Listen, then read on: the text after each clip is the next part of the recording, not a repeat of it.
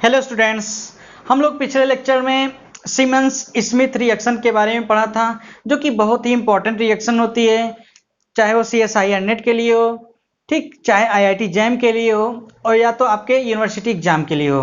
ठीक, हमने क्या बताया था उसमें, जब कभी भी एल्कीन का रिएक्शन सीमेंस स्मिथ रिएजेंट यानी कि आयोडोमेथाइलिन जिंक आयोडाइड से कराते हैं तो साइक्लोप्रोपेनेशन होता है।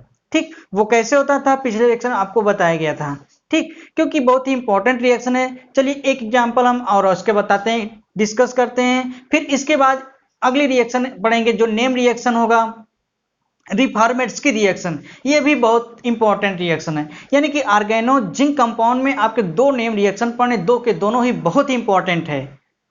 कौन? सीमेंस स्मिथ रिएक्शंस और दूसरा क्या था? रिफॉर्मेट्स की रिएक्शन, जिसमें एक रिएक्शन के बारे में हम आपको बता चुके थे।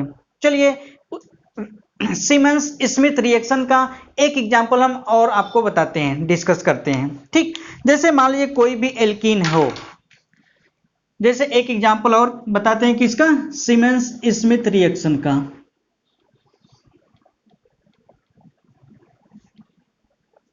जैसे मान लीजिए कोई ये एल्कीन है, क्योंकि देखिए ये इस रिएक्शन से बहुत से क्वेश्चन पूछे जाते हैं, इसलिए हम इस पर ज्यादा जोर दे रहे हैं।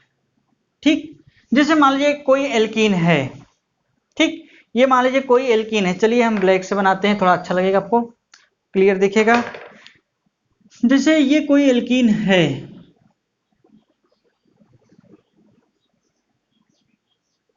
ये एल्कीन है। एल्कीन क्यों है? क्योंकि यहां कार्बन होगा, यहां कार्बन, इनके बीच में क्या है? डबल बॉन्डेड है। ठीक, तो ये क्या है? एल्कीन है। तो होगा क्या? इसका पहले नाम बता दिए, इसका IUPAC नाम क्या होगा? ठीक, चलिए नंबरिंग की बात करेंगे तो या तो इधर 1 2 3 4 या 1 2 3 4, यानी कि ओवरऑल 4 कार्बन की रूट वर्ड की कोई एल्कीन बन रहा है, जिसके दूसरे और तीसरे पोजीशन पे दो मेथिल लगे हैं, कि जो टर्मिनल पोजीशन है वो मेथिल है, तो दो मेथिल लगे हैं और दूसरे पोजीशन पे डबल बॉन्ड है। ठीक, इतनी बातें पता हो गए तो आप इसका IUPAC नेम लिख लेंगे। तो इसका IUPAC नाम क्या होगा? 1 2 यानी कि 2 3 डाई मेथिल, यानी कि एक मेथिल यहाँ एक मेथिल यहाँ, 2 3 डाई मेथिल, 4 कार्बन की क्या लिखेंगे? ब्यूट। अगर डबल बॉन्ड है तो इन लगाएंगे, इसकी पोजीशन क्या है? दूसरे पोजीशन पे, तो इसका नाम क्या होगा? 2 3 dimethyl, 2 3 dimethyl but, 4 carbon के रूट वर्ड ब्यूट लगते हैं, ब्यूट।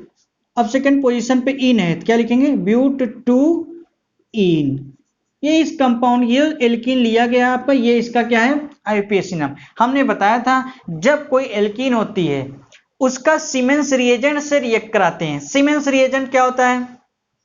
आयोडोमेथाइलिन जिंक आयोडाइड, ठीक, या डाई आयोडोमेथाइलिन जिंक के प्रेजेंस में करते हैं तो सीमेंस रिएजेंट बनता था। रिएजेंट बनने से साइक्लोप्रोपेनेशन होता था। ठीक, इंटरमीडिएट में CH2 ग्रुप जाके वहां पे ऐड होता था, एक प्रकार का साइक्लाइजेशन होता था। यानी कि हम सीमेंस रिएजेंट के प्रेजेंस में, सीमेंस रिएजेंट हमने क्या बताया था? आयोडोमेथाइलिन जिंक आयोडाइड, इसे क्या कहते हैं? Siemens reagent, siemens reagent. ठीक, सीमेंस रिएजेंट के प्रेजेंस में होता है। तो हमने क्या बताया था इसमें, जहां जो जिन कार्बनों के बीच में डबल बॉन्ड होता था वहां जाके CH2 ऐड हो जाता था।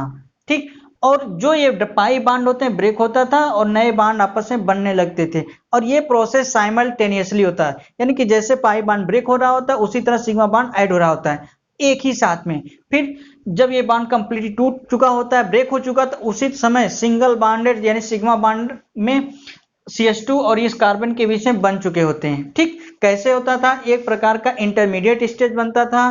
ठीक, चलिए हम वो आपको बताते हैं वो इंटरमीडिएट बनता कैसे था। जैसे ये कोई एल्कीन थी जो आपको रिएक्शन में दिया गया है, ये इसे क्या लगा है? दो मिथाइल ग्रुप लगे हैं, इसे क्या लगे हैं? दो मिथिल ग्रुप लगे। ये कोई कंपाउंड था। ठीक, हमने क्या बताया कि ये बॉन्ड और इसमें क्या ऐड होगा? CH2 ऐड होगा, CH2। ठीक, और इसी से क्या लगा है? CH2 यहाँ ZnI, थोड़ा सा ये पहले रिएक्शनों से थोड़ा सा हट के है ना एग्जाम्पल, और इससे क्या लगा है I2। ये सीमेंस रिएजेंट है। होगा क्या कि जैसे ये बॉन्ड ब्रेक होगा, हम डॉटेड से बॉन्डों का ब्रेकिंग दिखाएंगे। ठीक, डॉटेड से बॉन्डों का ब्रेकिंग दिखाएंगे, यानी कि ब्लैक वाले डॉटेड से बॉन्डों का ब्रेक, यानी कि ये पाई बॉन्ड ब्रेक हो रहा होगा। ठीक, ये पाई बॉन्ड ब्रेक हो रहा होगा। उसी समय इस कार्बन और CH2 के बीच में ठीक सिग्मा बॉन्ड का फॉर्मेशन साइमल्टेनियसली स्टार्ट हो चुका होगा, इस तरह से। ठीक, तो साइक्लाइजेशन शुरू हो गया ना, यानी कि इसके और इसके बीच साइक्लिक फॉर्मेशन, वो भी 3 कार्बन के, 1 2 3, इसीलिए कहा जाए साइक्लोप्रोपेनेशन। यानी कि हमने बताया था सीमेंस रिएक्शन होती क्या थी, यानी कि when alkene react with Simmons reagent then cyclopropanation takes place. और साइक्लोप्रोपेनेशन तो यही होता है कि 3 कार्बन का साइक्लाइजेशन हो रहा है, और इसी स्टेज को इंटरमीडिएट या ट्रांजिशन स्टेट कहते थे। ठीक, ट्रांजिशन स्टेज, इसे क्या कहते हैं, ट्रांजिशन स्टेट। Transition state. अब देखिए होगा क्या इसमें कि कुछ बॉन्ड इसमें से ब्रेक होंगे। जैसे क्या होगा, है ना, होगा क्या, देखिए ये बना था कैसे ना, ये कैसे बन के कैसे फॉर्म हो गया। तो अगर हम इसी में थोड़ा सा इसका स्ट्रक्चर चेंज कर दें, जैसे CH2 ZnI, ये जैसे हमने यहां लिखा है ना उसी फॉर्म में। अब देखो होगा क्या कि कार्बन जो एल्कीन का कार्बन है उसका डबल बॉन्ड ब्रेक होगा, यानी कि ये पाई बॉन्ड ब्रेक हो गए, इससे कुछ बॉन्ड बनाएगा। ठीक, ये वाला बॉन्ड ब्रेक होकर इसके पास आएगा, ये वाला बॉन्ड होके इस कार्बन से सिंगल बॉन्ड बनाने की कोशिश करेगा, और जो ये वाला बॉन्ड ब्रेक होगा, ये वाला बॉन्ड होके एक प्रकार का सिग्मा बॉन्ड बनाएगा। फिर यहां से ये I और Zn ठीक आपस में रिलीज हो जाते हैं, तो एक प्रकार का बाई प्रोडक्ट भी रिलीज होता है। और होता क्या है, देखिए पहले हम आपको इंटरमीडिएट बनाते हैं।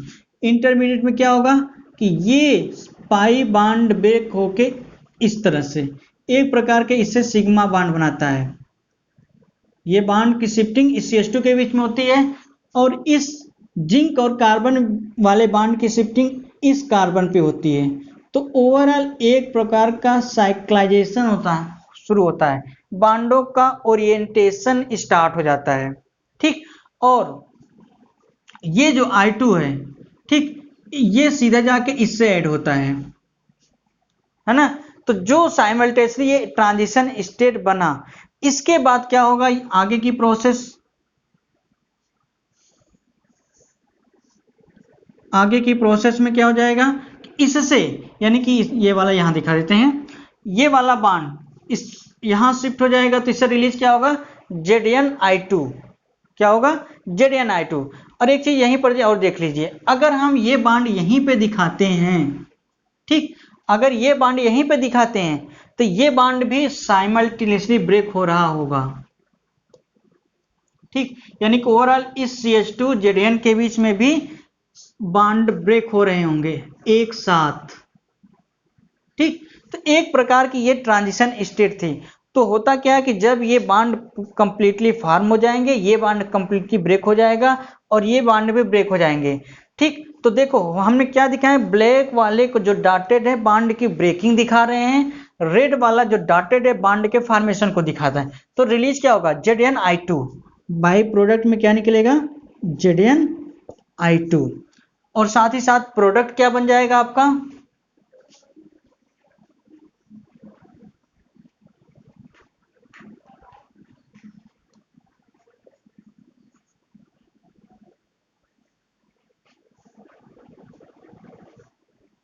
ठीक, ये प्रोडक्ट बनेगा। अब हम CH2 को भी हटा सकते हैं। अगर CH2 को हटा दें तो ये क्या है, एक डायग्रामेटिक स्ट्रक्चर बन जाएगा, है ना। अब देखो, अब इसका नाम कैसे रखेंगे, नाम तो आप लोग लिख लेंगे इसका ना। देखो A1 2 3 और 3 कार्बन की देखिए यहां पर साइक्लिक रिंग है, तो रूट वर्ड ये 3 कार्बन का होगा, है ना। ठीक, समझ आ रहा है ना। तो 3 कार्बन की प्रोपेन साइक्लोप्रोपेन हो जाएगा। अब देखो, और वो भी किस फॉर्म में, देखो अगर ये सिस फॉर्म में होगा तो सिस होगा, लेकिन यहां पर सब CH3 CH3 CH3 CH3 है ना। क्या है, देखो अगर हम बात करते हैं इस स्ट्रक्चर की ना, तो एक CH3 यहां जोड़ा था, एक यहां, एक यहां और एक यहां, यानी कि सभी कॉर्नर पे CH3 थे, तो यहां भी कॉर्नर पे CH3 होंगे और ये 3 कार्बन की रिंग बना है, तो मेन प्रोडक्ट आपका ये रिलीज होगा। अब देखो यहां पे जो बना साइक्लोप्रोपेन ही बना, क्योंकि 3 कार्बन का साइक्लाइजेशन हो गया। तो ये रिएक्शन कौन सी थी, सीमेंस स्मिथ रिएक्शन। ठीक, चलिए अगले सेक्शन हम बताते हैं वो रिएक्शन जो कि वो भी बहुत इंपॉर्टेंट है।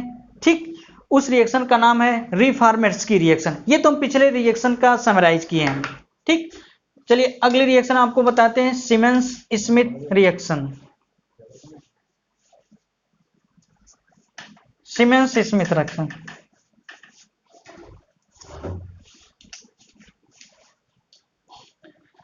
Siemens Smith reaction. देखिए सीमेंस स्मिथ रिएक्शन होता क्या है। सीमेंस स्मिथ रिएक्शन एक प्रकार की कंडेंसेशन रिएक्शन होती है, जिसमें होता क्या है, कोई भी अल्फा हेलो एस्टर जब कार्बोनिल कंपाउंड से रिएक्ट करता है, ठीक, कार्बोनिल कंपाउंड से रिएक्ट करता है, बीटा हाइड्रोक्सी एस्टर का फॉर्मेशन करता है, बीटा हाइड्रोक्सी एस्टर का फॉर्मेशन करता है। ठीक, तो सबसे पहले कुछ पॉइंट लिखते हैं, फिर उसके बाद इस कैसे होता है ये बताते हैं आपको, इसकी मैकेनिज्म भी आपको हम बताएंगे डिटेल से।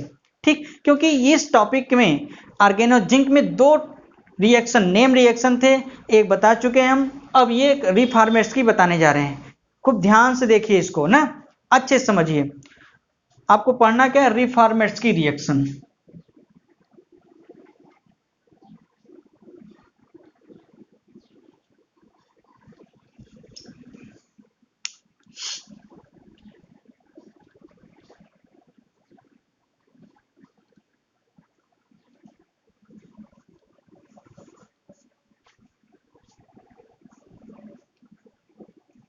रिफॉर्मेट्स की रिएक्शन,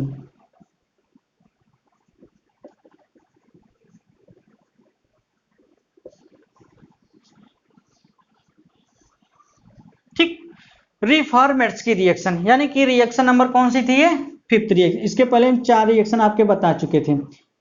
ठीक, chemical property of organozinc में, तो इसमें कुछ पॉइंट लिख लीजिए पहले, यानी कि it is a condensation reaction, इसमें लिखिए, थोड़ा लिखिए तो बताते हैं। It is condensation reaction, it is a condensation reaction,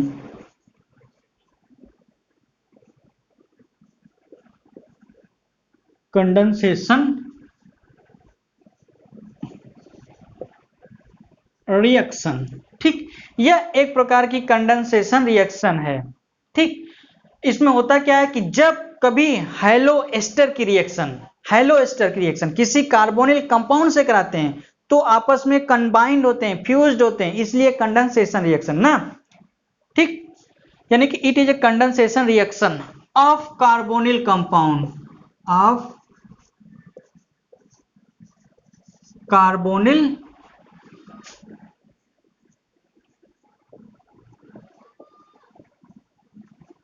compound.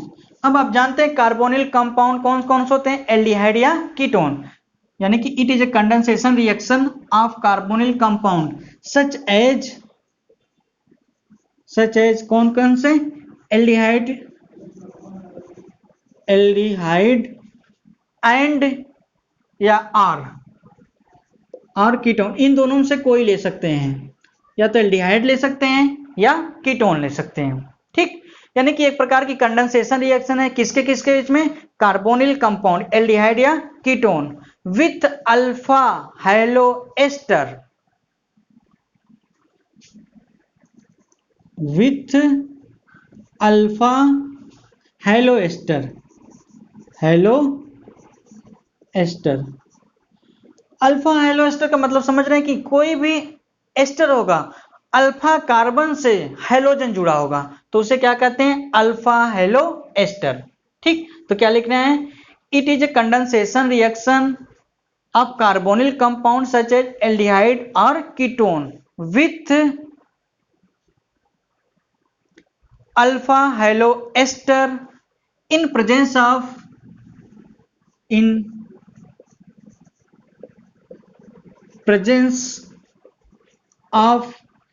zinc metal, zinc metal मतलब जिंक मतलब जेड के प्रेजेंस में। ठीक, in presence of zinc metal, ठीक, is known as Reformatsky reaction, is known as Reformatsky reaction।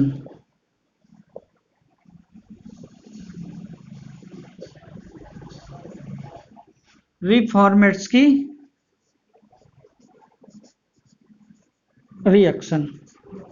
ठीक, तो रिफॉर्मेट्सकी reaction होती थी क्या, हम आपको ये बताने की कोशिश की है।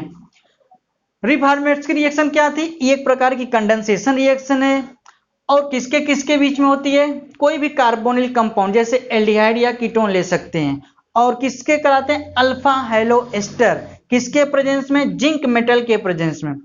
ठीक, तो जो कुछ होता है उस रिएक्शन को कहते हैं रिफॉर्मेट्सकी रिएक्शन।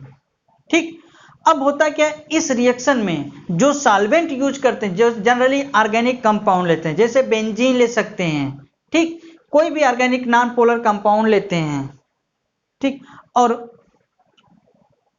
प्रोडक्ट में क्या बनता है, बीटा हाइड्रोक्सी एस्टर का फॉर्मेशन होता है ना। तो अगली लाइन से हम लिखेंगे अब, the solvent often used in this reaction is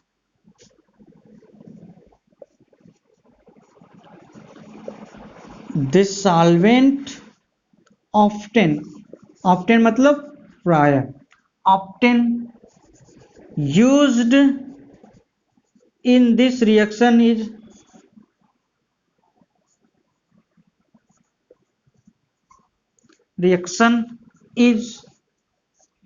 ठीक, यानी कि इस रिएक्शन में सॉल्वेंट मीडियम का यूज क्या हो सकता है, बेंजीन ले सकते हैं या कोई ईथर लेते हैं, बेंजीन और ईथर। बेंजीन तो आप जानते ही होंगे, बेंजीन होता क्या है, इसे बेंजीन कहते हैं, और ईथर,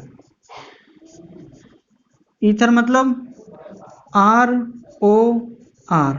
ठीक, तो सॉल्वेंट क्या लेते हैं, बेंजीन लेते हैं या ईथर। ठीक, और जो प्रोडक्ट बनता है इस रिएक्शन के बाद बीटा हाइड्रोक्सी एस्टर, तो भी लिख लीजिए, the product is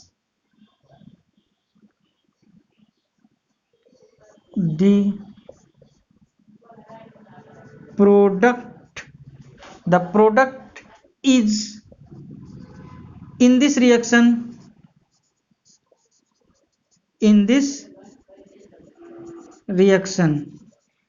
is beta hydroxy ester. ठीक, बीटा हाइड्रोक्सी एस्टर, ये था स्टेटमेंट। ठीक, ये रिएक्शन होती है तो प्रोडक्ट क्या बनते हैं, रिएजेंट क्या लेते हैं, किसके प्रेजेंस में होता है और रिफॉर्मेट्सकी रिएक्शन कहते हैं किसके। ठीक, अब हम आपको जनरल रिएक्शन बताते हैं, उसके बाद मैकेनिज्म बताएंगे। ठीक, तो अब हम आपको जनरल रिएक्शन बताते हैं उसकी, यानी कि रिफॉर्मेट्सकी रिएक्शन के बारे में।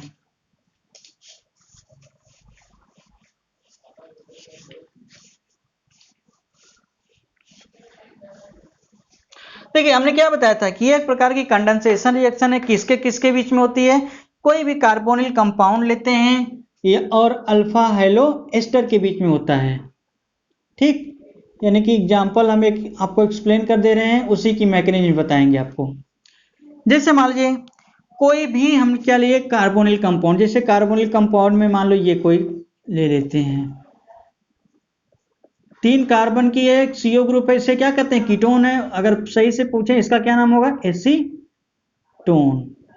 एसीटोन है ना, 3 कार्बन की कोई कीटोन है, एसीटोन।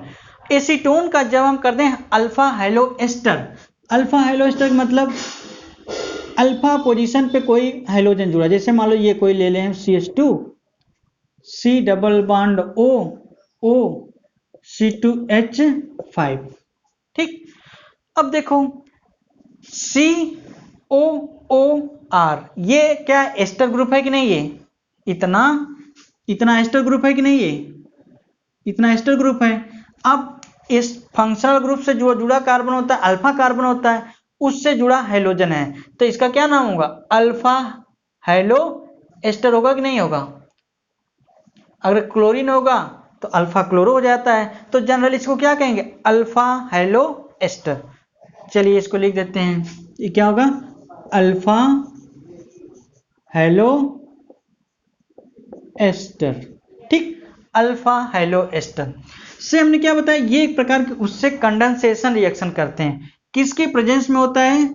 जिंक मेटल के, ठीक, जिंक मेटल की प्रेजेंस में। और सॉल्वेंट क्या लेते थे इसमें? सॉल्वेंट क्या लेते हैं? सॉल्वेंट बेंजीन लेते हैं या ईथर?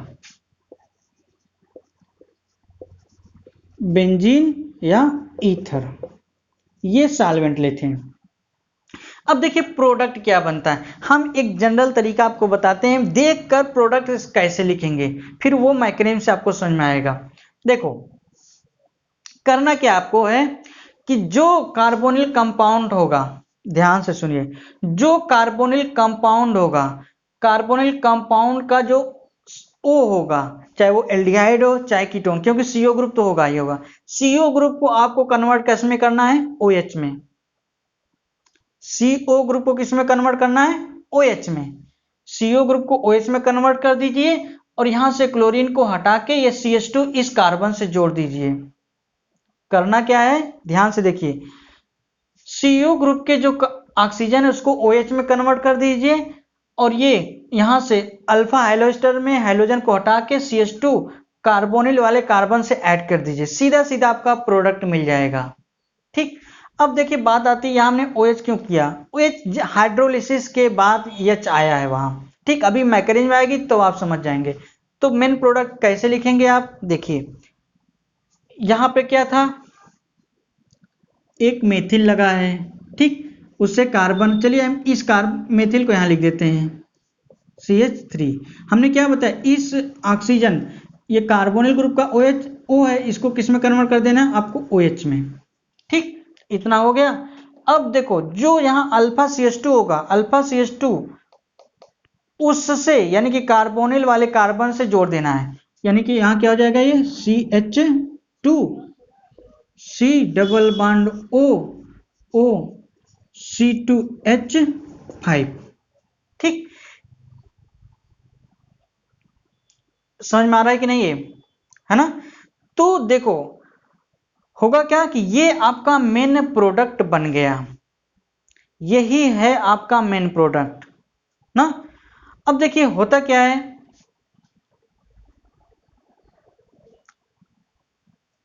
ये क्या आपका मेन प्रोडक्ट है। हमने क्या बताया, मेन प्रोडक्ट का बीटा हाइड्रोक्सी एस्टर होगा। देखिए आपको ये में जब आपने कभी पढ़ा था सीनियरिटी ऑर्डर, जब IUPAC आपको बताया जाता है तो वहां बताया सीनियरिटी ऑर्डर, जब ढेर सारे फंक्शनल ग्रुप किसी कंपाउंड में होते हैं तो सीनियरिटी ऑर्डर का प्रयोग करते हैं, यूज करते हैं। तो वहां आपको बताया गया होगा कि सबसे ज्यादा सीनियर क्या होता है? Sulphonic acid, carboxylic acid, acid anhydride, ester, acid chloride, amide, cyanide, फिर एल्डिहाइड, फिर कीटोन, फिर अल्कोहल।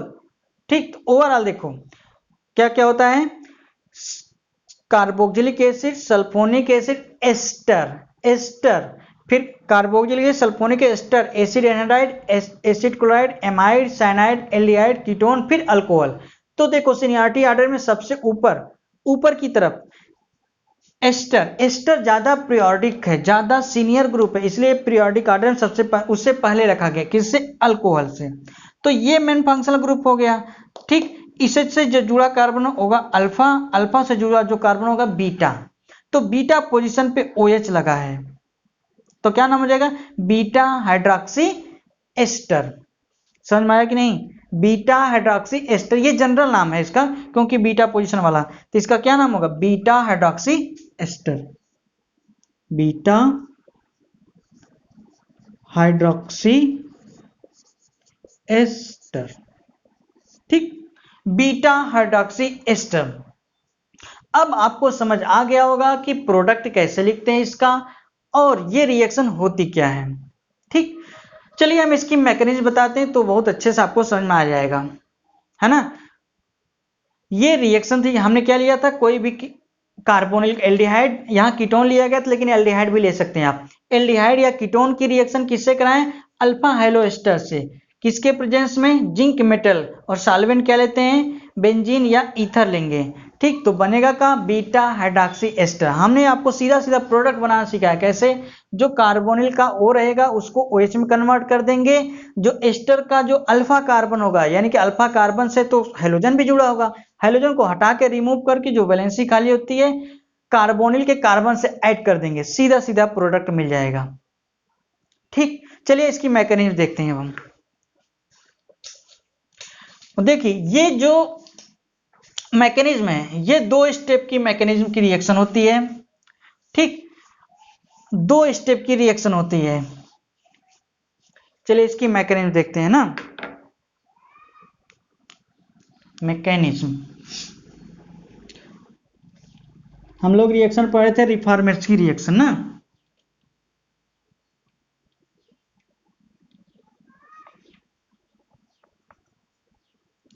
मैकेनिज्म, ठीक, यानी कि मैकेनिज्म में रिफॉर्मेट्स की रिएक्शन में क्या पढ़े थे, पहली बात ये 2 स्टेप की रिएक्शन होती है ना। चलिए हम बताते हैं स्टेप फर्स्ट। स्टेप फर्स्ट क्या होता है, formation of zinc enolate. Step first क्या है, formation of zinc enolate.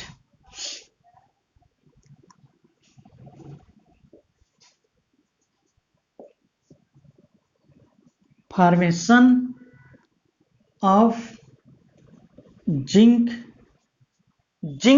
Enolate. चलिए पूरा नाम लिखते हैं इसका, जिंक इनोलेट। यानी कि पहले स्टेप में हम आपको बताएंगे जिंक इनोलेट का फॉर्मेशन होता कैसे है। ठीक, जैसे हमने क्या बताया था कि जब carbonyl compound alpha halo ester से रिएक्ट करती है, ठीक, अल्फा हेलो एस्टर, तो यहाँ अल्फा हेलो एस्टर और जिंक के प्रेजेंस में जिंक एनोलेट बनता है। कैसे, जैसे क्या लिया गया था वहां पे, Cl CH2 double bond O C2H5, reaction में तो यही लिया गया था। अब देखिए ये अल्फा हेलो एस्टर है ना, ये क्या है, अल्फा हेलो एस्टर। ये अल्फा हेलो एस्टर क्यों है, क्योंकि फंक्शनल ग्रुप यहाँ COO यानी कि एस्टर ये है, तो इससे जुड़ा कार्बन अल्फा है, अल्फा से जुड़ा जो होगा वो हेलोजन है, तो अल्फा हेलो एस्टर ये इसका जनरल नाम हो गया। ठीक, जब ये जिंक के प्रेजेंस में यानी कि Zn जिंक के प्रेजेंस में रिएक्ट आपस में करता है तो जिंक एनोलेट का फॉर्मेशन होता है। जिंक एनोलेट का फॉर्मेशन होता है, कैसे होता है, देखिए इसमें होगा क्या कि जिंक, आप तो ये पता होगा जिंक जो होता है कि डाइवैलेंट होता है, क्योंकि जिंक डी ब्लॉक एलिमेंट है, जिंक डी ब्लॉक एलिमेंट है, जो कि इसका एटॉमिक नंबर 30 होता है, 2 इलेक्ट्रॉनों को डोनेट कर सकता है, यानी कि s ऑर्बिटल से 2 इलेक्ट्रॉनों को डोनेट करके आपस में डाइवैलेंट 2 पॉजिटिव में कन्वर्ट होता है। तो कहने का मतलब ये था कि जो जिंक है ना, जिंक इससे इस ऑक्सीजन से जुड़ेगा, अपने 2 इलेक्ट्रॉनों से एक प्रकार का कोवेलेंट बॉन्ड बना लेगा, और वहीं पे ये क्लोराइड शिफ्ट होकर जिंक के इधर से जुड़ जाएगा, तो जिंक की दोनों वैलेंसी कंप्लीट हो जाएगी और यहाँ पे CH2 की एक वैलेंसी खाली हो जाएगी, यहाँ से डबल बॉन्ड शिफ्ट होकर यहाँ आ जाएगा। ठीक, तो ओवरऑल होता कैसा प्रोसेस हम आपको ये बताते हैं। कहने का मतलब था कि CH2 क्लोरीन के बीच का बॉन्ड हेटेरोलिटिक फिजन में क्लोरीन के पास चला जाएगा, ठीक। और ये ऑक्सीजन के बीच का डबल बॉन्ड CH2 और कार्बोनिल वाले कार्बन के बीच में आके डबल बॉन्डेड हो जाएगा। अब होगा क्या, जिंक का जो दोनों इलेक्ट्रॉन है सीधे जाके किससे जुड़ जाएंगे, वो ऑक्सीजन से, एक प्रकार का कोवेलेंट बॉन्ड बना लेगा, ठीक। जब ये इलेक्ट्रॉन इसको डोनेट करेगा तो इसमें पॉजिटिव चार्ज आएगा और ये निगेटिव चार्जेस था, तो निगेटिव चार्जेस वाला इससे आके जुड़ के न्यूट्रल करने की कोशिश करेगा और यहाँ ये डबल बॉन्ड बना लेगा।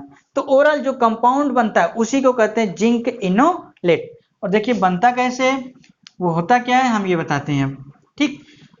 यानी कि क्या था ये CH2, जब यहां से क्लोरीन निकला होगा तो ये बॉन्ड शिफ्ट यहां होगा तो क्या होगा, CH2 डबल बॉन्डेड, ठीक। यहां क्या होगा, ऑक्सीजन, ऑक्सीजन से जिंक आके जुड़ा और जिंक से आके क्लोरीन जुड़ेगा तो क्या बन जाएगा, ZnCl, ठीक। CH2 double bond CO ZnCl, ये कोई कंपाउंड बन जाएगा। और साथ ही साथ पहले से यहां क्या था, OC2H5, जो ये कंपाउंड बना इसी को कहते हैं जिंक इनोलेट या रीफॉर्मेट्सकी रीएजेंट। इसे क्या कहते हैं, जिंक इनोलेट। देखो इनोलेट होता क्या है कि ये आपके थर्ड ईयर में ऑर्गेनिक सिंथेसिस वाया इनोलेट नाम का एक चैप्टर, जिसमें इनोलेट्स आपको बारे में वहां डिटेल से बताया जाएगा, ठीक। तो होगा क्या, देखो इसे क्या कहते हैं, जिंक इनोलेट, इसको कहते हैं जिंक इनोलेट। इसी का ये एक रिएजेंट होता है, उसका नाम दिया जाता है क्या, रीफॉर्मेट्सकी reagent.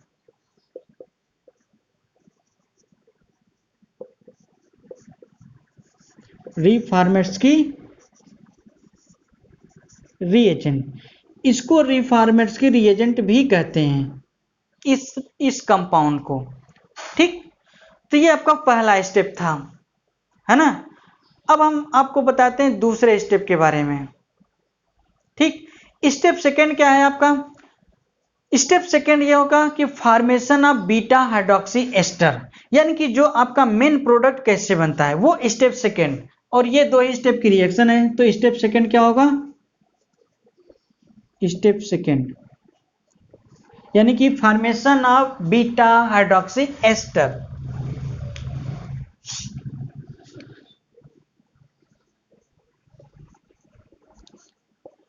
Formation of beta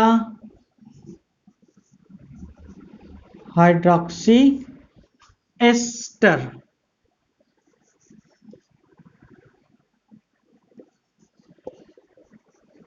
beta hydroxy ester का फॉर्मेशन, है ना। बीटा हाइड्रोक्सी एस्टर का फॉर्मेशन इस स्टेप में आपको सिखाएंगे। देखिए होता क्या है कि जो जिंक इनोलेट यहां बना है इसको क्या कहते थे, जिंक इनोलेट ही तो कहते थे, जिंक इनोलेट, ठीक। जो जिंक इनोलेट है, जिंक इनोलेट से वो रिएक्ट करता है जो आप रिएक्शन में लेते थे क्या, कार्बोनिल कंपाउंड, जो एल्डिहाइड या कीटोन लिए थे, तो इस रिएक्शन में हमने कीटोन लिया था, तो यानी कि जिंक इनोलेट से वो कीटोन रिएक्ट करता है। एक प्रकार का वांडरवाल फोर्सेज होते हैं, अट्रैक्ट करते हैं, तो नए बॉन्ड का फॉर्मेशन होता है, फिर वहां से हाइड्रोलिसिस होकर मेन प्रोडक्ट बन जाता है, ठीक। तो चलिए हम आपको ये सिखाते हैं कि जब जिंक इनोलेट से, जिंक इनोलेट मतलब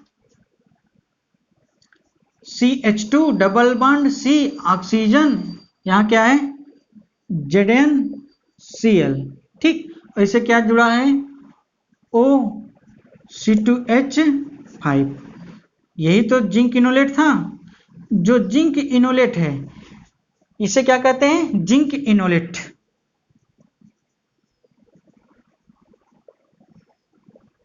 जिंक इनोलेट से कौन सा रिएक्ट करता है, जो आप कार्बोनिल लेंगे, इस रिएक्शन में क्या लिया था, कीटोन, कीटोन में क्या था एसीटोन CH3COCH3, ये रिएक्ट करता है, यानी कि जो एसीटोन होता था वो रिएक्ट करता था, ठीक। जब यानी कि अब देखिए रिएक्ट कैसे करेगा, होता क्या है कि देखिए इस मॉलिक्यूल में एक वांडरवाल फोर्सेज बनने लगते हैं, वांडरवाल फोर्सेज बनेंगे जो कीटोन का डबल बॉन्डेड है, ठीक, ये इसके मॉलिक्यूल को अट्रैक्ट करने लगेगा, वैन डर वाल फोर्सेस से इसको अट्रैक्ट करेगा और कुछ बॉन्ड का फॉर्मेशन होगा, कुछ नए बॉन्ड ब्रेक होंगे। ठीक, कुछ बॉन्ड ब्रेक होंगे, कुछ नए बॉन्ड का फॉर्मेशन होगा। कैसे होता है यहां देखते हैं। यानी कि हमने क्या लिया था, पहले हम कीटोन के बारे में देखते हैं ना। कीटोन यही, इसको रीअरेंज करते हैं। रीअरेंज में जैसे CH3 double bond O CH3, यही तो कीटोन है। ठीक, अब इसी को रीअरेंज करके थोड़ा सा लिखते हैं। जैसे क्या था,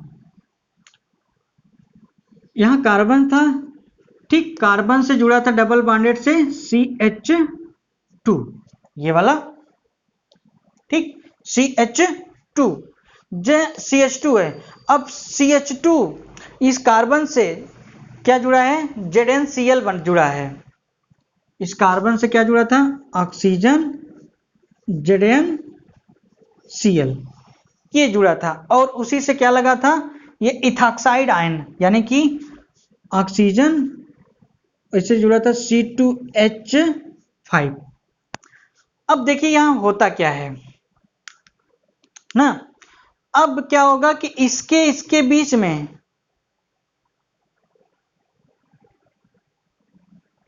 समझ आ रहा है कि नहीं, इसको थोड़ा इस तरह से लिखते हैं तो ज्यादा समझ में आएगा आपको। अगर हम इसको ZnCl लिख दें, ठीक, इस ऑक्सीजन और जिंक के बीच में एक वैन डर वाल इंटरेक्शन फोर्स लगेगा, जिसके कारण एक बॉन्ड का फॉर्मेशन होता दिखेगा और ये कार्बन ऑक्सीजन बॉन्ड ब्रेक होगा, क्योंकि ऑक्सीजन की 3 वैलेंसी होती नहीं है, मैक्सिमम 2 वैलेंसी को फॉलो करेगा। यानी कि इसके बीच में एक बॉन्ड का फॉर्मेशन होने लगेगा ऑक्सीजन और जिंक के बीच में। ठीक, और तो होगा क्या उसी समय, यानी कि ये जो ऑक्सीजन कार्बन के बीच का पाई बॉन्ड ब्रेक होके वहां चला जाएगा। अब देखिए जब ये बॉन्ड वहां चला गया तो इस कार्बन के पास वैलेंसी 3 हो गए, 1 2 3 ही बॉन्ड बचा। तो अपना ऑक्टेट कंप्लीट करने के लिए इसका जो पाई बॉन्ड है, इस CH2 और इसका पाई बॉन्ड, ये सीध जाके इससे जुड़ जाने की कोशिश करेगा, तो अपना ऑक्टेट कंप्लीट करना चाहेगा ये। ठीक, तो एक प्रकार की ये ट्रांजिशन स्टेट बना, इसे क्या कहते हैं,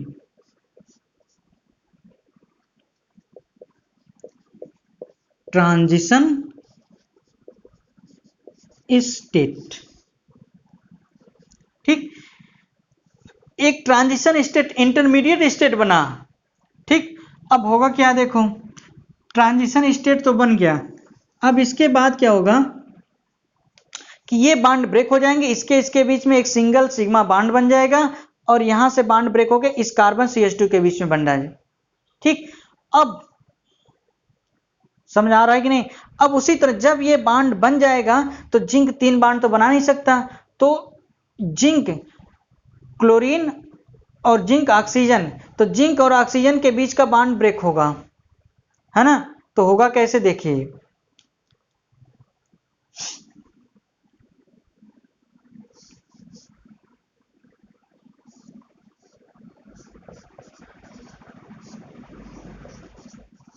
ये CH3 कार्बन CH3, ठीक, ये इतना, ये समझ में आया। फिर इससे जुड़ा क्या था, ऑक्सीजन, इस कार्बन से लगा क्या था, ऑक्सीजन, इस कार्बन से लगा ऑक्सीजन है, ऑक्सीजन के जिंक के बीच में सिंगल बॉन्ड है, यानी कि ऑक्सीजन, इसके बीच में जिंक, और जिंक से जुड़ा क्या है, क्लोरीन लगा है, जिंक से लगा क्लोरीन है। ठीक, ये वाला क्लोरीन। अब देखो ये वाला बॉन्ड ब्रेक होगा क्योंकि जिंक 3 बॉन्ड बनाता नहीं है ना, तो जिंक का बॉन्ड हम इसको इस तरह से दिखा दें ताकि आपको ये समझ आए ना। तो जिंक और ऑक्सीजन के बीच का जो बॉन्ड होगा ब्रेक होगा साइमल्टेनियसली, जिंक और ऑक्सीजन के बीच का बॉन्ड, है ना। तो ये जब बॉन्ड ब्रेक होगा, ठीक, और जब ये बॉन्ड ब्रेक होगा तो इसका ये मतलब क्या होगा, जब यहां से बॉन्ड ब्रेक होगा तो यहां कार्बन ऑक्सीजन के बीच डबल बॉन्ड हो जाएगा, होगा ना, कार्बन ऑक्सीजन के बीच का डबल बॉन्ड हो जाएगा। ये ऑक्सीजन था, इसके बीच कार्बन, और इससे लगा क्या है, इथॉक्साइड ग्रुप लगा है, यानी कि क्या, CO2H5। ठीक, इस कार्बन से लगा क्या था, सिंगल बॉन्डेड CH2, और ये बांड जो ब्रेक हो यहां पर आया था, इस कार्बन जुड़ा था, तो एक प्रकार का ये कोई साइक्लिक कंपाउंड बना। ठीक, एक प्रकार का ये कोई कंपाउंड बन जाएगा,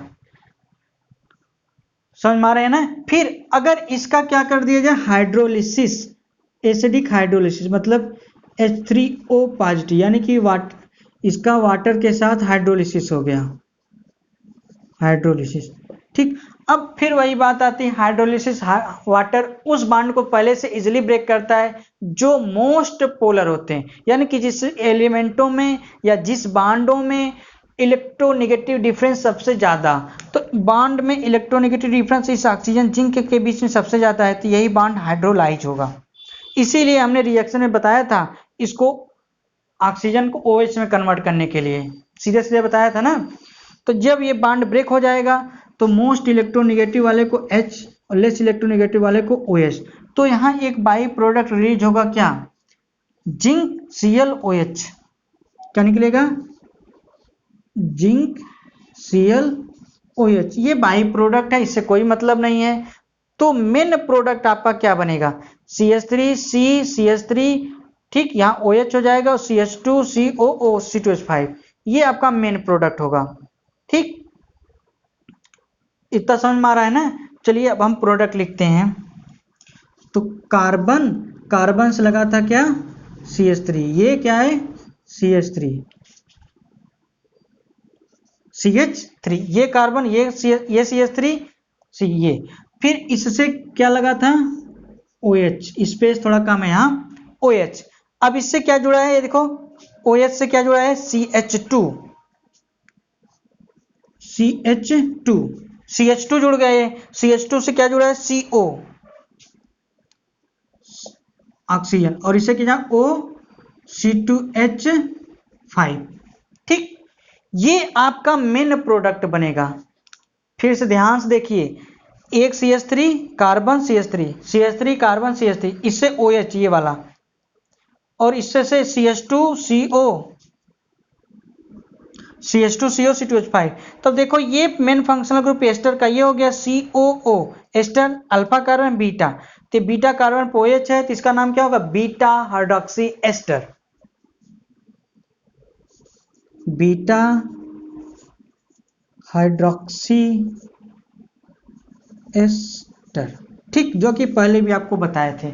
तो ओवरऑल ये थी रिएक्शन मैकेनिज्म, किसका, रिफॉर्मेट्स रिएक्शन का। तो आपको समझ में आया होगा रिफॉर्मेट्स रिएक्शन होता क्या है। हमने क्या बताया, it is a type of condensation reaction when any carbonyl compound, aldehyde और कीटोन, ठीक, react with alpha halo ester, then product will be beta hydroxy ester. हमने सीधा जैसे मान लो एक एसीटोन लिए थे और अल्फा हेलो एस्टर लिए थे, हमने क्या बताया था, जो कीटोन होगा, जो कार्बोनिल कंपाउंड, उसके जो CO वाला हो उसको OH में कन्वर्ट कर देंगे, अल्फा पोजीशन वाले CH2 सीधे कार्बोनिल कार्बन जोड़ के मेन प्रोडक्ट लिख लेते थे। ये तो लिखने का तरीका था। अब रिएक्शन मैकेनिज्म में क्या होता था, ये 2 स्टेप की रिएक्शन होती है। पहला स्टेप क्या था, फॉर्मेशन ऑफ जिंक इनोलेट, तो पहले स्टेप में जिंक इनोलेट का फॉर्मेशन हुआ। तो जिंक इनोलेट बनता कैसा, जब अल्फा हेलो एस्टर लेते हैं, अल्फा हेलो एस्टर मतलब कि अल्फा पोजीशन जो क्लोरीन यहां से निकलेगा हेट्रोलिटिक फिजन में, ठीक, यहां से बॉन्ड ब्रेक होगा, ये वाला जिंक अपने 2 इलेक्ट्रॉन को एक बॉन्ड बनाने, ऑक्सीजन से बॉन्ड बना लेगा, तो ये बॉन्ड ब्रेक होकर यहाँ CH2 हो जाएगा, यहाँ क्लोरीन, और ये क्लोरीन शिफ्ट होकर जिंक से आ जाएगा। तो ये एक प्रकार का रीअरेंजमेंट होता है, यानी कि वो हो जाएगा क्या, CH2 carbon oxygen zinc Cl, और ये जिंक से जुड़ेगा क्लोरीन, तो एक प्रकार का जिंक इनोलेट हो गया। ये पहला स्टेप था। दूसरा स्टेप मैंने बताया था formation of beta hydroxy ester, जो जिंक इनोलेट बना था। जिंक इनोलेट जब कीटोन से रिएक्ट किया, एक प्रकार का ट्रांजिशन स्टेट बना था। ये बनता कैसे था, ये देखो, ये कीटोन के था या CH3CH3CO। ठीक, तो जिंक के मेटल से ऑक्सीजन जिंक के मेटल से एक प्रकार का इंटरेक्टिव फोर्स डेवलप करेगा जिससे बांड का फॉर्मेशन होगा, जैसे यहाँ पे हुआ। तो ऑक्सीजन 3 बांड तो बनाने का नहीं, तो इसके बीच के बांड ब्रेक होता है, जिंक ऑक्सीजन के बीच में सिंगल बांड आता है। फिर इस तरह से कार्बन CH2 के बीच का जो पाई बांड था ब्रेक होकर कार्बन के पास चला जाता, तो एक प्रकार का ये साइक्लिक कंपाउंड बनता था। ये इस साइक्लिक कंपाउंड का क्या होगा, एसिडिक हाइड्रोलिसिस किया गया। जब एसिडिक हाइड्रोलिसिस हुआ तो जिंक का क्लोरोहाइड्रेट जिंक का एक बाई प्रोडक्ट बना ये, फिर बीटा हाइड्रोक्सी एस्टर का फॉर्मेशन हो जाता जो कि आपका मेन प्रोडक्ट है। ठीक, तो ओवरऑल ये था रीफॉर्मेट्सकी रिएक्शन। और इसके पहले हम आपको एक रिएक्शन और बताए थे ना, नेम रिएक्शन, जो कि वो भी बहुत ही इंपॉर्टेंट थी। तो ओवरऑल जिंक का ऑर्गेनोमेटेलिक जिंक कंपाउंड यहीं पर कंप्लीट होता है। अगले लेक्चर में हम बताएंगे ऑर्गेनोलिथियम कंपाउंड। ठीक, हेडिंग आप लिख लेंगे क्या, ऑर्गेनो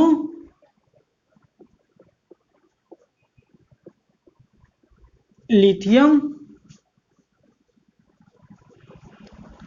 कंपाउंड। ठीक, ऑर्गेनोलिथियम कंपाउंड RLI, ये अगले लेक्चर में आपको डिटेल से बताएंगे। ठीक, ओके, थैंक यू।